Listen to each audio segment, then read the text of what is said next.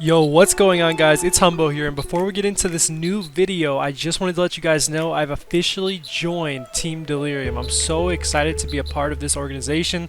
It's been an absolutely amazing and welcoming time so far. It's actually my first day in the team. This is my first video in the team, so make sure you guys go check them out. The link will be in the description to their YouTube, Twitter, Instagram, all that. Make sure you guys follow it. Make sure you like and subscribe to this video.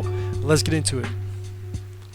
So chances are you guys made your way to this video because you're thinking about switching to keyboard and mouse in Chapter 2 Season 4, and I'm here to go over the pros and cons with you guys and let you know if it's worth the switch for you. Now keep in mind, everybody's going to be different. Some people are going to come to the conclusion that they're going to stick with controller. Other people are going to decide, hey, I'm going to go for this. If you guys are a couple months into your switch right now already, this video will be very useful to you, and if you're just deciding if you're going to switch or not, or try to anyway, this video will also be very useful. So let's get into the pros right now. So the first major pro that you're going to get from switching to keyboard and mouse, even within the first month or two, is going to be a lot better piece control over your edits. This means when you're box fighting, you're not going to be missing as many edits. You're going to be a lot more consistent. Even within the first few months, it's a very fast mechanical improvement. You're going to be able to tunnel back in fights. You're going to be able to rotate to zone much better. Your ability to tunnel, you might find it's even better than your ability to tunnel on a controller within 30 to 60 days. It is so fast, and it's so helpful in-game, mid-game, everything. It's very, very applicable. Also, your ability to take height. For me especially, if you're playing a lot of creative, just keyboard and mouse all around mechanically is going to help you with all those different things in arena, creative, box fights, all that. Now going into pro number 2, and I honestly cannot stress this enough, switching to keyboard and mouse, and those of you who have maybe tried it or given it a little bit of experimentation, is so much fun. You're going to be having a totally fresh experience on Fortnite. It's a totally different input. You have to get used to everything again. Now it's very difficult, it's a challenge, and it's going to take some mental tests because there are days where you're going to want to switch back to controller, and you might switch back and forth for a bit, but all in all, it's such a fun challenge. If you're into that type of thing and you have the time for it, I really recommend it if you want to freshen up the game.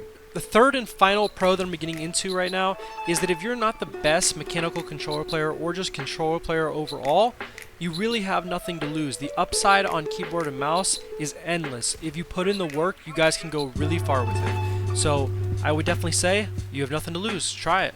Now getting into the dreaded cons, the first thing that I'm going to have to bring up, guys, is that it is a much different beast to be able to aim on keyboard and mouse. It takes a lot of time. This is probably going to be the hardest and most difficult challenge when switching. I would highly recommend Kovacs, and don't just Kovacs, just a Kovacs clicking on random maps. You need to have all of your sense converted. You can look that up on YouTube to make sure it's exact. You want to find a routine, and you want to stick to it 30-45 minutes a day. You really have to be putting in consistent time to get your aim built up, or you can use certain in-map trainers that you can look up on YouTube as well. Both work fine. The key is consistency. Day in and day out, you have to put in the time. Getting into con number 2, and I think this is what gets a lot of people, is simply frustration. While it's fun switching to a new input and getting to try keyboard and mouse, it can also be very frustrating having a huge downgrade in your skill compared to where you were on controller, especially at first. Simple things like switching weapons, working through your loadout, looting can be really, really stressful. All that stuff.